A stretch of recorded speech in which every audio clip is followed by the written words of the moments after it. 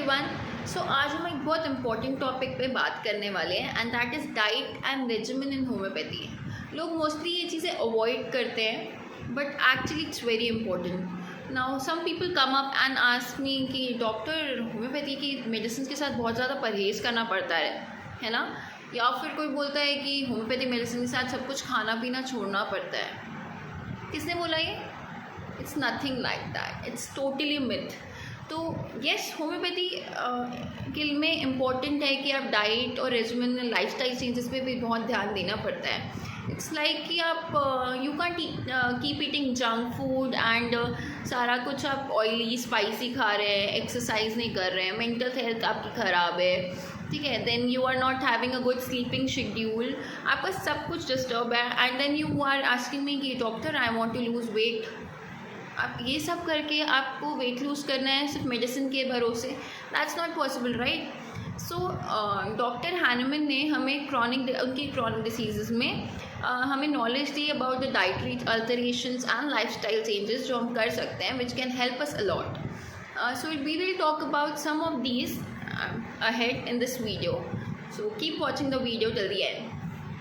Firstly we'll start with the beverages. Now उसमें हम पहले देखें तो कॉफ़ी होम्योपैथिक मेडिसिन के साथ मोस्टली सब अवॉइड करने बोलते हैं या मना करते हैं, क्योंकि कॉफ़ी एक बहुत एरोमेटिक ड्रग है। तो वो जो होम्योपैथिक डाइल्यूशंस होते हैं या होम्योपैथिक मेडिसिन होती हैं उनको एंटीडोट कर देते हैं, उनका एक्शन कट कर देते हैं। सो कॉफ़ीज़ प्रोहिबिट की जाती है। कॉफ़ी हो गई, अनियंस हो गए, जिनका स्ट्रॉन्ग अरोमा होता है, जिनकी स्ट्रॉन्ग स्मेलिंग चीज़ें होती हैं, इन्हें मना किया जाता है।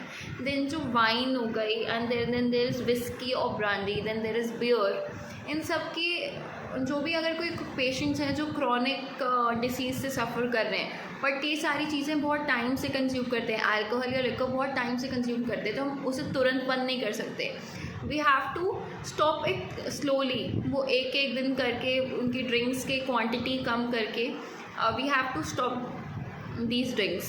Then there is vinegar and citrus, जितनी citrus वाली चीज़ें होती है, एसिडिक चीज़ें होती हैं, ये बहुत सारे क्रॉनिक पेशेंट्स में हमें उन्हें नहीं देनी चाहिए कि जिस भी फूड में विनेगर हो या सिट्रिक एसिड वाले फ्रूट्स होते हैं उन्हें उनकी क्वांटिटी कम लेनी चाहिए।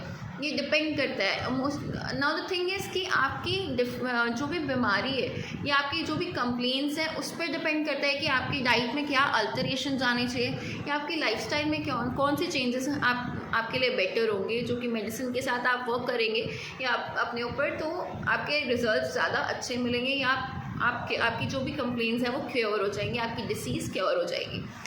अब हाईली स्पाइसी फूड जो होता है, बहुत ज़्यादा मिर्च मसाले वाला खाना होता है, उसे अवॉइड करना चाहिए। देन सॉसेस होती हैं and there are many things जिनमें कि हर्ब्स होते हैं कुछ, या फिर वो प्लांट्स की भी किसी ऐसी मटेरियल से बनी हुई हैं जिसमें मेडिसिनल प्रॉपर्टीज़ हो सकती हैं जो कि हमारी जो मेडिसिन दी हुई है होम्योपैथिक मेडिसिन का एक्शन कट कर सके या अल्टर कर सके। ऐसी चीज़ें अवॉइड की जाती हैं मोस्टली। सो जब भी खाने में एक्सेस ऑफ सॉल्ट या शुगर की क्वांटिटी हमें अवॉइड करनी चाहिए, कभी भी किसी चीज़ का एक्सेस नहीं लेना चाहिए। फिर कुछ लिविंग लाइफस्टाइल में जो हमारे चेंजेस होने चाहिए, फॉर एग्जांपल हम परफ्यूम्स यूज़ करते हैं जो कि जिनका स्ट्रॉन्ग अरोमा होता है, वो सारी चीज़ें जितनी भी परफ्यूमरीज होती हैं वो हमें यूज़ नहीं करनी चाहिए।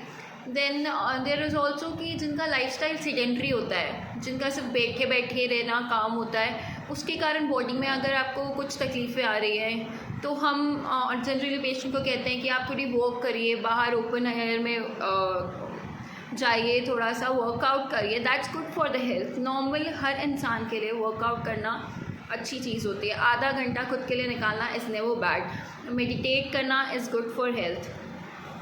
तो चेंज इन द क्लोथिंग, जो क्लॉथ यूज़ हो रहा है वेयर करने में, स्किन कंप्लेंट्स आती हैं बहुत सारी लोगों को, तो हमें वो भी चीज़ें ध्यान में रखनी चाहिए। देन क्लिनिनेस, कई लोगों को जो बीमारियां आ रही हैं कि अगर वो अनक्लीन जगहों पे या अनहाइजीनिक तरीके से रह रहे हैं उसके कारण होती है। तो दिस इज़ ऑल्सो इम्पॉर्टेंट कि आप चेक करें आपके पेशेंट की कोई भी ऐसी चीज़ एक्साइट हो रही हो या जो भी डिसीज़ है या कंप्लेंट्स है वो मेंटेन होकर रखिए किसी भी अनहाइजीनिक या अनक्लीन चीज़ों के कारण। So that is also very important. आप अपने पेशेंट से हर चीज़ जब आप पूछ रहे हैं, केस ले रहे हैं, तो you have to check as a physician, it's important इन चीज़ों के बारे में नॉलेज हो। देन एक अगर कोई मेंटल कंप्लेंट है तो we have to check there is suppressed anger, grief और वैक्सेशन इन द पेशेंट, कि अगर उसका कोई गुस्सा कहीं दबा हुआ है, कोई दुख है उसे, या डिसअपॉइंटेड है वो किसी चीज़ से, या प्यार में धोखा मिला है। There are many things we have to know about a patient which can help कि हम उसे काउंसल कर सकें एंड हम उसे उस चीज़ से बाहर निकाल सकें। तो ऐसी ही सारी चीज़ों के बारे में अगर हम ध्यान रखें, अगर हम अपनी डाइटरी चेंजेस करें या हम अपने लाइफस्टाइल में चेंजेस करें, तो हमारी कंप्लेंट्स 50% ठीक हो जाती है। देन जो मेडिसिन है वो बाकी अपना काम करती है। पर जैसे मैंने आपको बताया कि आपकी डिसीज़ पे या आपकी कंप्लेंट्स पे डिपेंड करता है कि आपको कौन सी चेंजेस अपनी डाइट में लाने हैं, क्या लाइफस्टाइल में चेंजेस लाने हैं। फॉर एग्ज़ाम्पल जैसे कुछ लेडीज़ होती है जिनमें मेंसेस कम होते हैं, या उनका ब्लीडिंग कम होगी, या उनके डेज़ ऑफ जो साइकिल होता है उसके डेज़ कम होते हैं, तो उनमें हम सैफरन दैट इज़ केसर या फिर सिनेमन उन्हें अवॉइड करने बोलते हैं। देन ऑल्सो जिन लोगों को एब्डोमिनल ट्रबल्स होते हैं, they should avoid those veggies, those vegetables जिनके कारण उन्हें फ्लैचुलेंसी हो सकती है, या फिर इरक्टेशंस, डकार आ सकते हैं, या किसी भी तरीके से गैस हो सकती है। ऐसी सारी चीज़ों को ध्यान रखना आपके लिए खुद नॉर्मली भी अच्छा है। और वैसे ही आप सारी न्यूट्रिशियस चीज़ें डाइट में लें, जितनी अनमेडिसिनल फूड लें अपनी मेडिसिन के साथ, that will be really good. आप खुद भी ध्यान रख सकते हैं इन चीज़ों का। And do let me know if you want to know anything else about this diet and regimen thing, and do like, share and subscribe to my channel. Thank you for watching my video. Keep supporting.